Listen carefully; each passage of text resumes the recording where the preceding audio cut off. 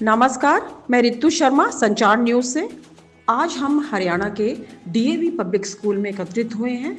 आज यहाँ बच्चों ने शानदार प्रदर्शन करते हुए ओलंपिक गेम और कर्लिंग गेम विशेष प्रदर्शन किया। बताते चले कि कर्लिंग गेम भारत में लगभग 5 साल पहले शुरू की गई थी और अब यह तेजी से लोकप्रिय हो रही है। स्कूल में आयोजित इस कार्यक्रम के दौरान छात्रों ने न केवल अपनी खेल क्षमता दिखाई, बल्कि यह संदेश भी दिया कि नई खेल विद्याओं को बढ़ावा देना क्यों जरूरी है। शिक्षकों और प्रशिक्षकों का मानना है कि कर्लिंग गेम बच्चों की फुर्ती, एकाग्रता और टीम वर्क को आगे बढ़ाने में बेहद प्रभावी है। कार्यक्रम में मौजूद अभिभावकों ने भी बच्चों के उत्साह की सराहना की और इस खेल को पूरे प्रदेश में बढ़ावा देने की मांग की गई। संचार न्यूज की खास रिपोर्ट रितु शर्मा के साथ हमारे चैनल में यूं ही बने रहिए। आगे की वीडियो के लिए लाइक, शेयर, कमेंट करना ना भूलें।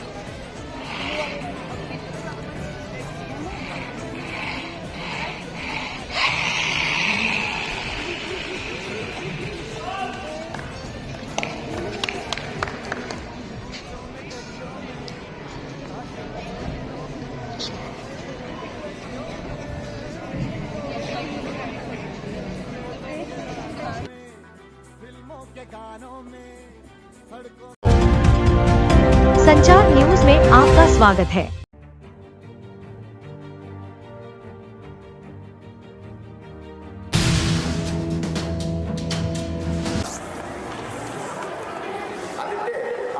आदित्य ऊपर आइए बेटा। हाँ,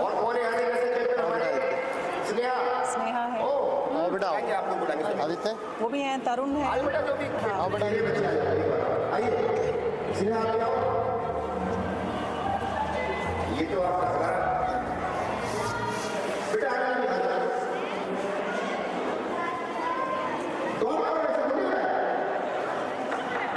आइए, बेटा ये मौके होते हैं, छोटे बच्चे कभी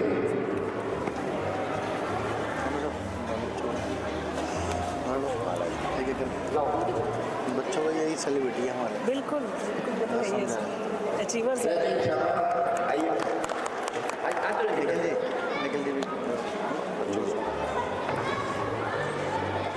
हमारे समझ बच्चों को खास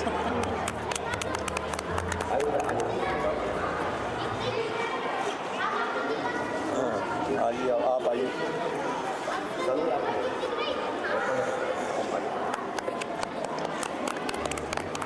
दीदी आप डालिए बच्चे जी।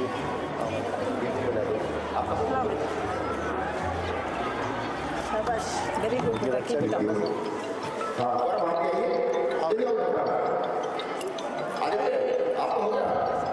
Very good.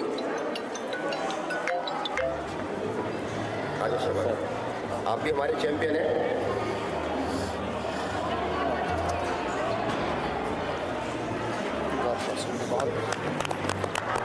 और अब एक ही बात, सालू भाई आप भी आ जाए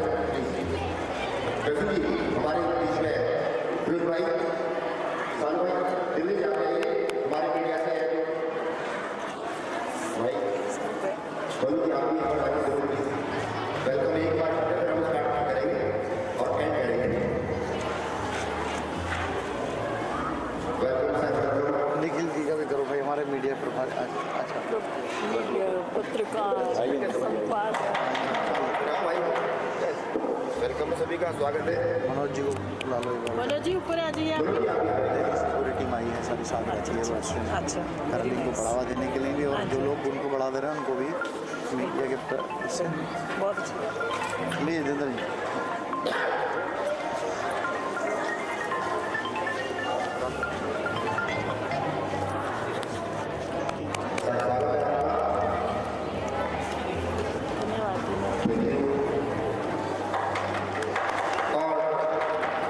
इस घड़ी में आगे बढ़ते हुए मैं चाहूँगा जो मैच आगे स्टार्ट हो, एक बार टीम को लगाने सभी एक मैच हमारी अभी टीम के द्वारा स्टार्ट हो।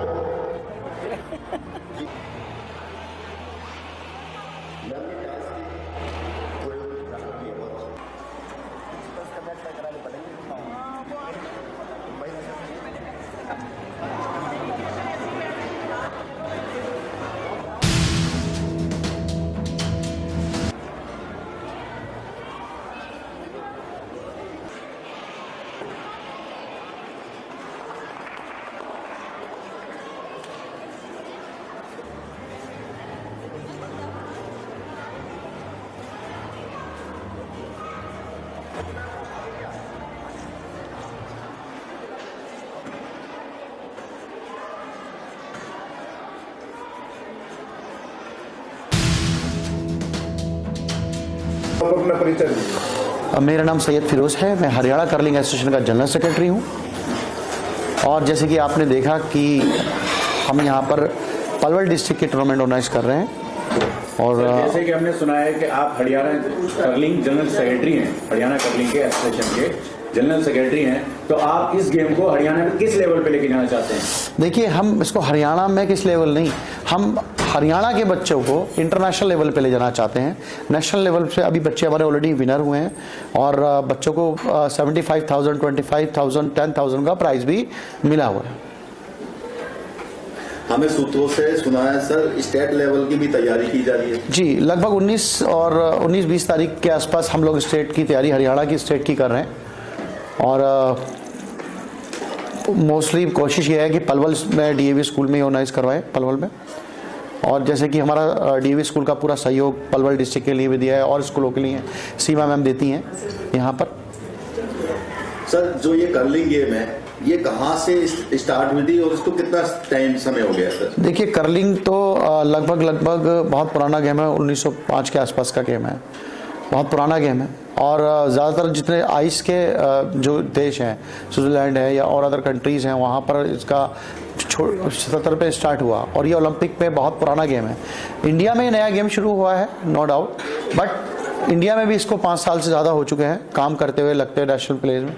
और इसके नेशनल्स जगह जगह नेशनल आइसलेस और आइस के इवेंट हुए हैं। ये आइस के इवेंट होते हैं कश्मीर में और आइसलेस के अलग अलग स्टेट्स में, पौंडीचेरी, हरियाणा, उत्तराखंड, दिल्ली, ऐसी जगह पे होना है। तो सर, ये हरियाणा के बच्चे आपके अभी तक कहाँ तक पहुंचे? जैसे नेशनल है, खेलो इंडिया है और देखिए, अभी तक हमारे हरियाणा के बच्चे किस लेवल तक पहुंच चुके हैं? देखिए, हरियाणा के बच्चे हमारे डिस्ट्रिक्ट, स्टेट और नेशनल और इंटरनेशनल में भी पार्टिसिपेट किया है। नेशनल में खेलो इंडिया में मेडल हैं हमारे, नेशनल चैंपियनशिप में गोल्ड, सिल्वर, ब्रॉन्ज मेडल्स हैं हमारे और बहुत अच्छा बच्चों ने जो है परफॉर्मेंस दिया है। और इंटरनेशनल सेमिनार्स और इवेंट्स में भी पार्टिसिपेट कर रहे हैं हरियाणा। हरियाणा कर्लिंग में सबसे अच्छा और तेजी से ग्रो करने वाला स्टेट बनने जा रहा है। तो सर, ये बताइए, आप कैसे मैनेज करते हैं? हरियाणा में आइस तो है नहीं, पर आप जब कश्मीर जाते हैं, गुलमार्ग जाते हैं या कहीं भी जाते हैं खेलने, तो वहां सब जगह आइस आता है, तो आप कैसे आइस गेम को कैसे मैनेज करके लेके चलते हैं? फिर आप हरियाणा का लेवल कैसे इतना ऊपर पहुंचता है? देखिए, आइस और आइसलेस में फर्क सिर्फ एक फ्लोर का है।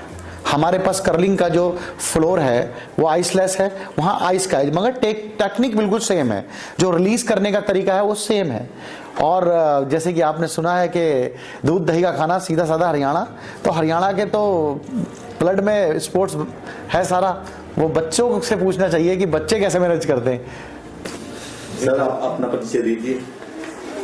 My name is Manu Sarohi. अभी मैं एज अ प्रोफेशनल शूटर हूँ, तो नॉर्थ जोन अपने नॉर्थ इंडिया में टॉप 4 रैंकिंग में हूँ अभी। I am preparing for nationals and also for curling. मैं कर्लिंग में भी नेशनल प्लेयर हूँ और नेशनल हमने हरियाणा में सबसे ज़्यादा मेडल जो आते हैं कर्लिंग में, वो नेशनल में हरियाणा के ही आते हैं। इवन जब भी हम मेन ट्रॉफी उठाते हैं तो हरियाणा से ही वो ट्रॉफी उठती है। हमारे हरियाणा के पास इतने प्लेयर्स हैं, एनी गेम, किसी भी गेम में इतने प्लेयर्स हैं कि कोई भी गेम आप दे दीजिए वो एब्जॉर्ब कर लेंगे। मतलब आप कहना चाहते हैं कि ऑल ओवर इंडिया कर्लिंग में, नेशनल में हरियाणा ट्रॉफी उठा के लाती है? हाँ, मोस्टली ज़्यादातर हरियाणा ही ट्रॉफी उठा के लाता है। सबसे ज़्यादा पार्टिसिपेंट जो मेडल लेके आते हैं वो भी हरियाणा से ही होते हैं। इवन हम जम्मू कश्मीर खेलने जाते हैं, वो उनका नेशनल ग्राउंड है, फिर भी हरियाणा का सबसे ज़्यादा मेडल्स आते हैं वहाँ पे। सर जैसे हमने सुना है आपके काफ़ी स्कूल हैं, स्कूल में आना जाना है मेरा, स्पोर्ट्स अकेडमी है और मैं प्लेयर्स भी रेडी करता हूँ जी। कर्लिंग के भी हम प्रिपेयर करते हैं प्लेयर्स नेशनल के लिए, शूटिंग के भी प्रिपेयर करते हैं। हम हमारे सैयद सर हैं, फर्स्ट टाइम हम मिले थे इनको हमारे स्कूल में, तो उधर से हमने इंट्रोड्यूस किया कर्लिंग।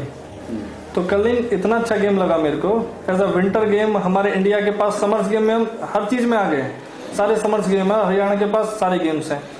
तो विंटर गेम मेरे को सबसे बेस्ट गेम लगा एज अ कर्लिंग गेम, जिसमें आप प्लेयर का कोई होता है या ग्रुप वाइज सिस्टम होता है, ऐसा क्या है?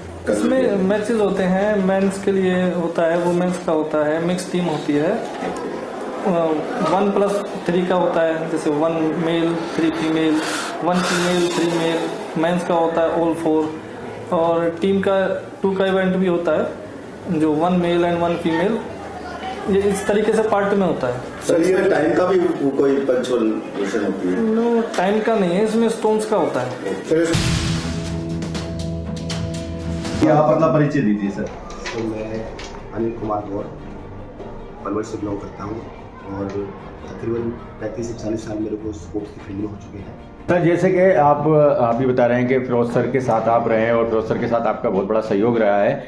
आप जैसे मैंने सुना है कि आप खेले भी हैं, इसमें नेशनल प्लेयर भी रहे हैं, तो आपको बर्फ में खेलना कैसा लगता है? सर बहुत अच्छा लगता है, यहाँ का जो खेलने का अलग ही वो है, बस आइस के ऊपर खेलने का वो अलग ही उसका, जैसे हमने प्रैक्टिस भी ऐसी जगह की है वहाँ पर कि कभी हमने बर्फ देखी भी नहीं, और वहाँ उसके अंदर हम गेम खेल रहे हैं, -16 में हम लोग मैच खेल रहे हैं।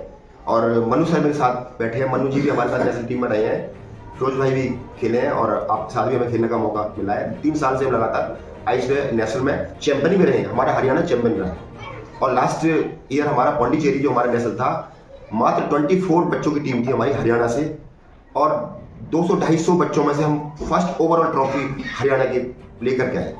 तो सर ये आइस के अंदर लोग अच्छे से चल नहीं पाते हैं, तो आप खेल कैसे लेते हैं हरियाणा के होके? सर थोड़ा सा मैंने मैच देखे आइस वाले, हमारे लोग जैसे हम बच्चे लोग जाते हैं गिर जाते हैं, ट्रेनिंग कैसे लें, तो मैंने बच्चों को स्केटिंग पहना करके, आइस की ट्रेनिंग स्केटिंग पहना करके, मैं आइस लेस जैसे अभी यहाँ पर मैं बच्चों को स्केटिंग पहना करके वो स्लाइड सिखाता हूँ मैं, आइस पे कैसे आपको स्लाइड करना है और फिर कैसे स्टोन को फेंकना है। उसके साथ साथ में वहाँ पर जब जाते हैं तो उसके ग्रिप शूज होते हैं वो अलग से होते हैं, जिसमें ग्रिप होती है, और उसके अलावा भी कवर्स होते हैं ताकि हम गिरे ना, पर फिर भी काफ़ी चीज़ें हमें अभी सीखने की जरूरत है। हमारे प्रधानमंत्री को क्या संदेश देना चाहेंगे इस खेल के बारे में? इस खेल के बारे में तो मैं यही कहना चाहूँगा कि जैसे और खेलों के बारे में आज उनका प्रयास है और इतना मुकाम पर हमारे देश को ले जा चुके हैं, आज कभी खेलो इंडिया, कभी फिट इंडिया, कभी तरह तरह की मुहिम हमारे देश के मोदी जी ने जो स्टार्ट कर रखी है। इस खेल के बारे में भी अगर जिस दिन उनके दिमाग में ये चीज़ आई तो ये खेल का विंटर के जो और भी खेल है वो भी सब एक हाई लेवल पर जाएंगे, और 2036 में जो हमारे भारत के अंदर ओलंपिक खेल जो हो रहे हैं उनका टारगेट अभी से ही तय हो चुका है कि ये जो विंटर जो गेम है या कोई भी गेम है उनको अभी से ही सबको सपोर्ट करने की तैयारी उनकी हो चुकी है, क्योंकि हमारा ये कर्लिंग गेम और भी 2 गेम हमारे पास में है वो भी इंडियन ओलंपिक में शामिल हो चुके हैं। गेम के रिलेटिव इंडिया के बच्चों को क्या मैसेज देना चाहते हैं छोटा सा? मैं तो ये चाहूँगा, चाहे इंडिया में जिस भी देश के कोने में हमारे बच्चे रह रहे हैं या किसी भी अलग अलग क्षेत्र से हो, वो अपने दिमाग में एक ही जुनून पालें कि हमें अपने देश के लिए खेलना है, क्योंकि सबसे पहले देश है। जिस दिन तिरंगा झंडा हमारे सामने होगा कि हमें अपने देश का परचम दुनिया में लहराना, तो उस दिन कोई ऐसी ताकत नहीं हमारे को जो रोक जाए। और आने वाले टाइम में हमारे इतने पदक आने वाले हैं 36 में, तो लगा लो कि हमारा वर्चस्व कायम रहेगा बहुत जबरदस्त। बिल्कुल। मैम अपना परिचय दीजिए पहले तो आप। जी मेरा नाम सीमा राजवंशी है और DAV police public school Palwal की मैं प्राचार्य हूँ।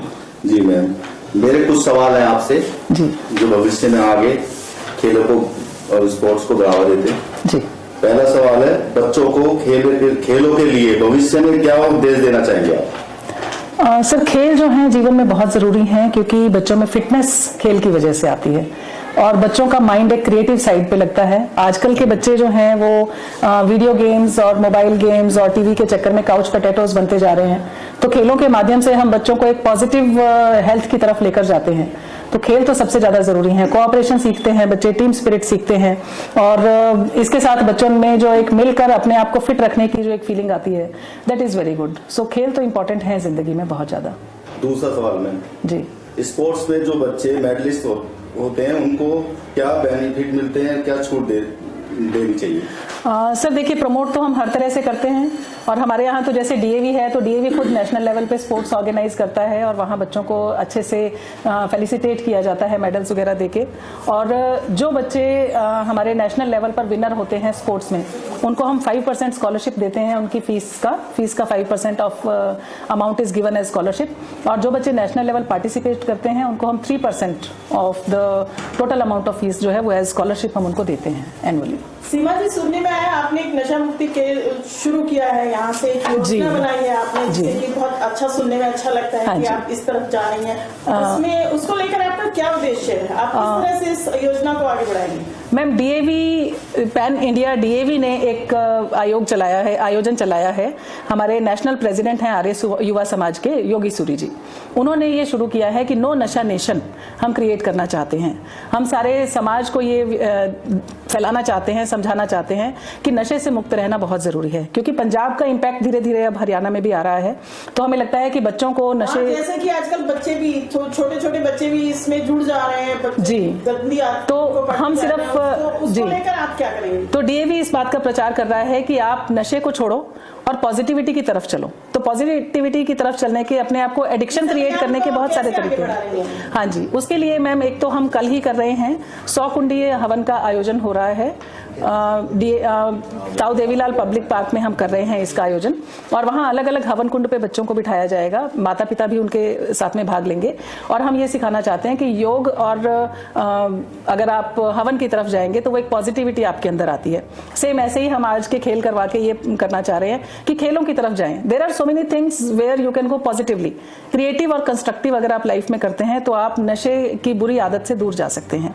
तो इसी के लिए यही आंदोलन डीएवी ने चलाया है जोर शोर से कि हम चाहते हैं कि जितने भी बच्चे हमारे भारत देश के हैं वो पढ़ाई की तरफ चलें, वो खेलों की तरफ चलें, वो हवन की तरफ चलें, अच्छे संस्कार अपने आप लेके आएं और नशे से दूर रहें। जैसे कि आज आपके स्कूल में एक कर्लिंग स्पोर्ट्स है, ये ओलंपिक में भी आ चुका है। इसको लेकर आपने एक आयोजन किया है यहाँ डिस्ट्रिक्ट लेवल पर। आगे आप स्टेट लेवल पर भी इसे कराने की योजना बना रही है। उसमें आप मतलब किस लेवल पर लेकर जाना चाहती हैं स्पोर्ट्स को? देखिए, मैं तो चाहती हूँ कि अगर हमें मौका मिलता है और अगर हम करवा सकते हैं अपने बच्चों को, हम नेशनल, इंटरनेशनल, ग्लोबल लेवल तक बच्चों को लेके जाएं। लास्ट ईयर भी हमारा एक बच्चा आइस कर्लिंग में नेशनल लेवल पे गोल्ड मेडल लेके आया था और उसे 25,000 का कैश प्राइज भी मिला था। तो ओलंपिक की अगर ये स्पोर्ट है और बिल्कुल नई एक ये गेम है तो बच्चों को इसमें एक अपॉर्चुनिटी बहुत अच्छी है। तो मुझे लगता है कि जितनी भी हम कोशिश कर पाएंगे इसको बढ़ावा देने की। आज डिस्ट्रिक्ट लेवल पे बच्चे खेल रहे हैं, पलवल डिस्ट्रिक्ट के बच्चे यहाँ पे आए हुए हैं खेलने के लिए और आगे अगर स्टेट लेवल पे भी अगर हमें करना पड़ेगा तो, क्योंकि हमें जितने भी एसपी सर और इन सब का बहुत अच्छा सपोर्ट है। वो कहते हैं जितना ज्यादा बच्चे खेलों की तरफ जाएंगे उतना ही बच्चों के लिए अच्छा है। पढ़ाई के साथ साथ खेलों का भी उतना ही महत्व है। तो उसी के लिए हम कोशिश कर रहे हैं। Thank you. आपने हमें टाइम दिया। सब्सक्राइब और लाइक करना ना भूलें। जय हिंद, जय भारत।